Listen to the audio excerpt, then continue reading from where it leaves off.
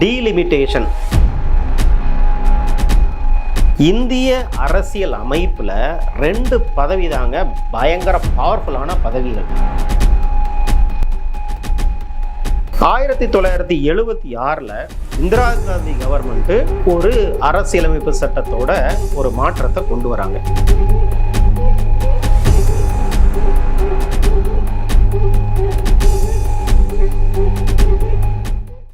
வணக்கம், welcome to Siva சிந்தனை. Delimitation, தொகுதி மறுசீரமைப்பு. டீலிமிட்டேஷன்னா என்ன? சிம்பிளா யோசிப்போம். 18 வயசு எனக்கு ஆயிடுச்சு. நான் ஒரு இந்திய பிரஜை. நான் 2 எலெக்ஷன்ல ஓட்டு போட போறேன். ஒன்னு எம்எல்ஏ எலெக்ஷன், 2வது எம்பி எலெக்ஷன். எம்எல்ஏ எலெக்ஷன்ல ஓட்டு போட்டு சிஎம் தேர்ந்தெடுக்க போறேன். நான் டைரக்டா தேர்ந்தெடுக்கல, நான் எம்எல்ஏவை ஒரு ஓட்டரா தேர்ந்தெடுக்கிறேன். அந்த எம்எல்ஏ எல்லாரும் சேர்ந்து சிஎம் தேர்ந்தெடுக்கிறாங்க. ஓகேயா? இப்போ எத்தனை எம்எல்ஏக்களை நாம எலெக்ட் பண்றோம்? 2026 எலெக்ஷன் வருது. 234 எம்எல்ஏக்களை நாம எலெக்ட் பண்றோம். டோட்டல் தமிழ்நாடு 234 எம்எல்ஏக்களை எலெக்ட் பண்ண போறாங்க. எப்படி எலெக்ட் பண்ண போறாங்கன்னா, ஒரு ஏரியால இருந்தும் ஒரு எம்எல்ஏவை எலெக்ட் பண்ண போறாங்க. அப்ப அந்த ஏரியா அப்படின்னா என்ன? ஒரு எல்லை இருக்கக்கூடிய ஒரு இடம், ஒரு குறிப்பிட்ட எல்லை இருக்கக்கூடிய இடம், அதுக்கு பேரு ஏரியாங்கிறோம். அந்த ஏரியா அப்படிங்கிறத நாம தொகுதின்னு இப்போ சொல்கிறோம். ஓகேயா?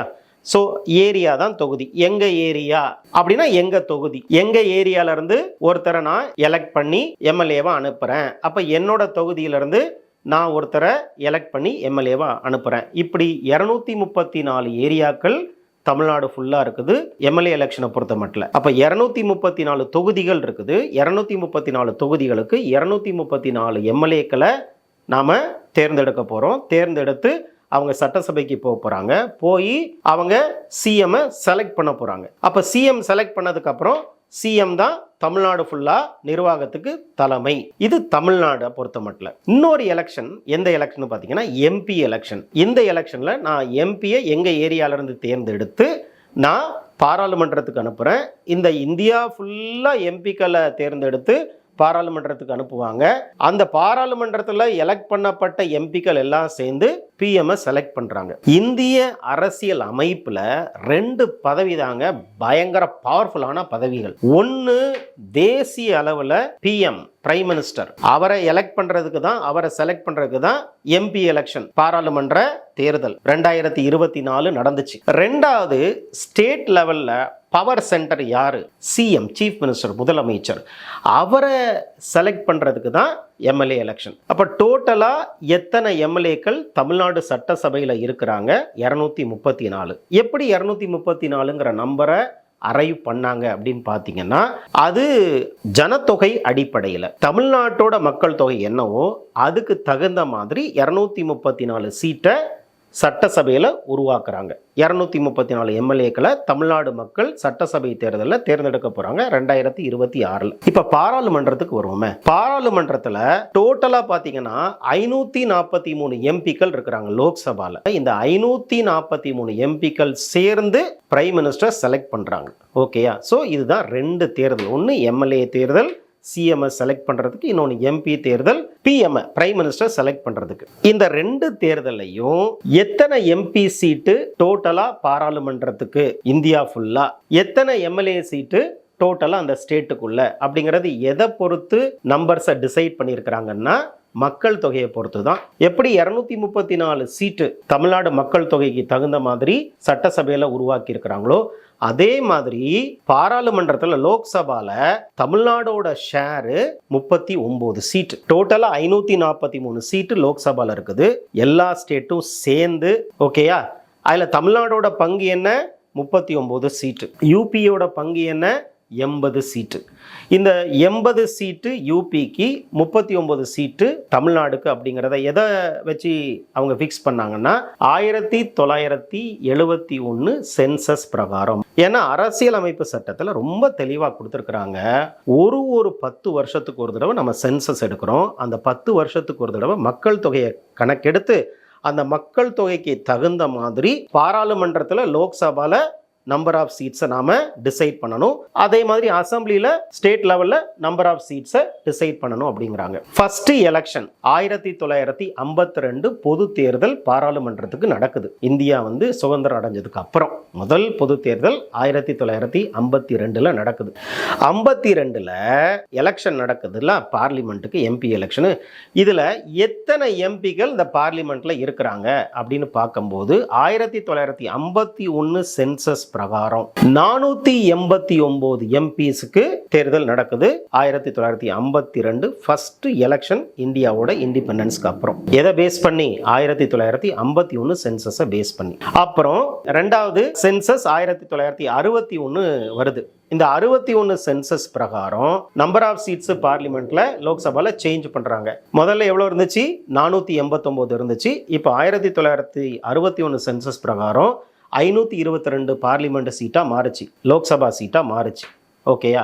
அதை பேஸ் பண்ணி தான் 1967 எம்பி எலெக்ஷன் நடந்துச்சு. அதுக்கப்புறம் மூணாவது 10 வருஷம் என்ன? 1971 சென்சஸ். இப்போ 1971 சென்சஸ் பிரகாரம் 1977ல எம்பி எலெக்ஷன் நடந்துச்சு. இப்போ 1961ல் எத்தனை சீட்டு லோக்சபாவில் உருவாக்குனாங்க, எக்ஸ்ட்ரா பண்ணாங்க அப்படின்னா டோட்டலாக 522 ஆக்குனாங்க. 489லேருந்து 522 மாற்றினாங்க. அப்புறம் 1971 சென்சஸ் பிரகாரம் அதை 545 மாற்றினாங்க. ஓகேயா? ஸோ 1981 சென்சஸ் வந்துச்சு. அப்போ நம்பர் ஆஃப் சீட் லோக்சபாவில் மாற்றணும் கண்டிப்பாக. அந்த அரசியலமைப்பு சட்டத்தில் கிளியரா கொடுத்துருக்காங்க. ஒரு சென்சஸ் 10 வருஷத்துக்கு ஒரு தடவை டோட்டல் சீட்டு பார்லிமெண்ட்ல லோக்சபால நீங்க என்ன பண்ணணும்? மக்கள் தொகை அதிகமாக டோட்டல் நம்பர் ஆஃப் சீட்டு லோக்சபால அதிகரிக்கணும். அப்படித்தானே பண்ணியிருக்கிறாங்க. 1951ல் 61ல் 71ல் 3 வருஷமும் ஆஃப்டர் 10 ஆண்டுகளுக்கு ஒரு முறை சென்சஸை பேஸ் பண்ணி டோட்டல் சீட்டு பார்லிமெண்ட்ல இன்க்ரீஸ் பண்ணிட்டு தானே இருந்திருக்கிறாங்க. 1976ல் இந்திரா காந்தி கவர்மெண்ட் ஒரு அரசியலமைப்பு சட்டத்தோட ஒரு மாற்றத்தை கொண்டு வராங்க. அதில் என்ன கொண்டு வராங்கன்னா, வழக்கமாக ஒரு சென்சஸ்க்கு அப்புறமும் எம்பி சீட்டை நாம் அதிகரிப்போம். பாப்புலேஷன் அதிகமாகும் போது எம்பி சீட்டையும் அதிகரிப்போம். ஆனால் இப்போ அப்படி பண்ண மாட்டோம். 25 வருஷம் நாம் இனிமேல் அந்த லோக்சபா சீட்டை நாம மாற்ற போறது இல்லை. 543 டோட்டல் சீட் இருக்குது லோக்சபால. ஒரு ஸ்டேட்டுக்கும் அவங்களோட மக்கள் தொகைக்கு தகுந்த மாதிரி அவங்களுக்கு ஒரு ஷேர் அங்கே கொடுத்துருக்குறோம். அந்த ஷேரும் மாற போறது இல்லை, அந்த டோட்டல் நம்பர் ஆஃப் சீட் லோக்சபாலையும் மாற போறது இல்லை அப்படிங்கிற ஒரு சட்ட திருத்தத்தை கொண்டு வந்துட்டாங்க. 25 வருஷம் 543 சீட்டு தான் லோக்சபால இருக்கும். 25 வருஷம் யூபிக்கு 80 சீட்டு தான், தமிழ்நாடுக்கு 39 சீட்டு தான். ஜனத்தொகை மாறினா கூட இந்த ஸ்டேட்டோட லோக்சபா சீட்டும் சரி, டோட்டல் நம்பர் ஆஃப் லோக்சபா சீட்டும் சரி மாற போறது இல்லை அப்படின்ட்டாங்க. ஏன் அதை கொண்டு வந்தாங்க அப்படின்னா, இப்போ மக்கள் தொகை இன்க்ரீஸ் ஆகும்போது டோட்டல் சீட்டை இன்க்ரீஸ் பண்ணணும். ஒரு ஸ்டேட்டோட மக்கள் தொகை இன்க்ரீஸ் ஆகும்போது அதுக்கு தகுந்த மாதிரி அந்த ஸ்டேட்டுக்கும் சீட்டை இன்க்ரீஸ் பண்ணணும். அப்படி பண்ணோம் அப்படின்னா என்ன ஆகும் அப்படின்னா, ஒரு பெரிய டேஞ்சர் வரும்னு பார்க்குறாங்க இந்திரா காந்தி. என்ன டேஞ்சர் வரும்னா, சில ஸ்டேட்டு தென்னகத்தில் இருக்கக்கூடிய மாநிலங்கள் அவங்க பாப்புலேஷன் கண்ட்ரோலை பெஸ்ட்டாக பண்ணி மக்கள் தொகை வளர்ச்சியை அவங்க கண்ட்ரோல் பண்ணி அவங்க அதில் பொருளாதார வளர்ச்சியை நோக்கி போயிட்டு இருக்கிறாங்க, உற்பத்தி வளர்ச்சியை நோக்கி போயிட்டு இருக்கிறாங்க. ஆனால் நார்த்தில் இருக்கக்கூடிய ஸ்டேட்டு, யூபி மாதிரியான ஸ்டேட்டு, பீகார் மாதிரியான ஸ்டேட்லாம் என்ன பண்ணியிருக்கிறாங்க, அவங்களோட மக்கள் தொகை வளர்ச்சி ரொம்ப அதிகமாயிட்டே போகுது, பொருளாதார வளர்ச்சி அதுக்கு தகுந்த மாதிரி ஆகல. மக்கள் தொகை வளர்ச்சி பிரகாரம் லோக்சபா சீட்டை யூபிக்கு, உத்தரப்பிரதேசத்துக்கு நான் இன்க்ரீஸ் பண்ணனா, தமிழ்நாடுக்கு என்ன பண்ணுவேன்? நான் டிக்ரீஸ் தான் பண்ணணும். தமிழ்நாட்டில இருந்து சீட் எடுத்து யூபிக்கு கொடுக்கணும். எப்போ 543 சீட்டு டோட்டல் சீட்டை நான் ஃபிக்ஸ் பண்ணிட்டேன் அப்படின்னா, தென் மாநிலங்கள் சீட் எடுத்து வட மாநிலங்களுக்கு கொடுக்கணும். அது என்ன பெரிய பிரச்சனையை உருவாக்கும்? தென் மாநிலங்களில் இருக்கக்கூடிய கவர்மெண்ட்லாம் என்ன சொல்லுவாங்க, நாங்கள் கஷ்டப்பட்டு பொருளாதார வளர்ச்சியை நாங்கள் ஈட்டுறோம், மக்கள் தொகை வளர்ச்சியை நாங்கள் கட்டுப்படுத்துகிறோம், நிறைய பொருளாதார வளர்ச்சி மூலமாக நிறைய நாம் கல்விக்கு நிறைய பணத்தை செலவு பண்ணுறோம், நாங்கள் இவ்வளவு பண்ணியும் எங்களுக்கு சீட்டை நீங்கள் அங்கே கம்மி பண்ணீங்க அப்படின்னா, அப்போ வளர்ச்சி அடைஞ்சதுக்காக நீங்கள் சொன்னதை இந்த பாப்புலேஷன் கண்ட்ரோலாம் மக்கள் தொகை கண்ட்ரோல்லாம் பண்ணதுக்காக நீங்கள் எங்களை பனிஷ் பண்ணுறீங்களா அப்படின்னு கேள்வி எழுப்ப ஆரம்பிப்பாங்க. இந்திரா காந்தி ஒரு சட்ட திருத்தத்தை கொண்டு வந்தாங்க. என்னன்னா, நம்பர் ஆஃப் சீட்டுங்கிறத மாற்ற மாட்டோம், அடுத்த 25 வருஷம் மாற்ற மாட்டோம். 1976 இந்த சட்ட திருத்தம் கொண்டு வராங்க. 2000வது வருஷம் வரைக்கும் டோட்டல் நம்பர் ஆஃப் சீட் லோக்சபால 543 தான் தான் இருக்கும். அந்த சீட்டில் ஒரு ஸ்டேட்டுக்கும் இருக்கக்கூடிய ஷேர் அதே மாதிரி தான் இருக்கும். 25 வருஷம் அதை டச் பண்ணவே மாட்டோம். மக்கள் தொகை கணக்கெடுப்பு போயிட்டே இருக்கும். எவ்ரி 10 இயர்ஸ் சென்சஸ் போயிட்டே இருக்கும். ஆனால் சென்சஸுக்கும் இந்த ஸ்டேட்டோட லோக்சபா சீட்டுக்கும் சரி, ஸ்டேட்டோட ஷேர் லோக்சபாலையும் சரி, எந்த மாற்றமும் கிடையாதுன்ட்டாங்க. இப்போ 25 வருஷம் கழிச்சு பிஜேபி கவர்மெண்ட் வருது. அடல் பிகாரி வாஜ்பாய் வராரு.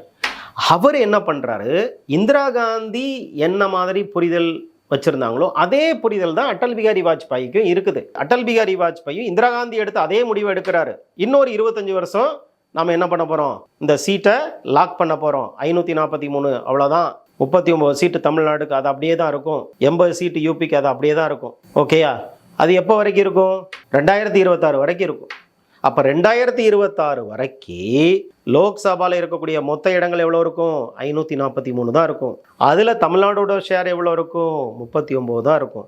அதில் யூபியோட ஷேர் எவ்வளோ இருக்கும்? 80 இருக்கும். நினச்சி பாருங்களேன், 50 வருஷத்துக்கு மேலே, கிட்டத்தட்ட 50 வருஷம், 1970களிலிருந்து 2020 வரைக்கும் 50 வருஷமாக லோக்சபா சீட்டு நம்பர் மாறவே இல்லை. பாப்புலேஷன் ஒரு ஸ்டேட்லையும் இன்க்ரீஸ் ஆகிட்டே தான் இருக்குது. ஆனால் என்ன ஆகலை, லோக்சபா டோட்டல் சீட்டு எந்த மாற்றமும் ஆகலை. அதே மாதிரி ஸ்டேட்டோட ஷேரும் எந்த மாற்றமும் ஆகலை. 50 வருஷம் அதே மாதிரி தான் இருக்குது. அடுத்த வீடியோவில் சந்திப்போம். நன்றி.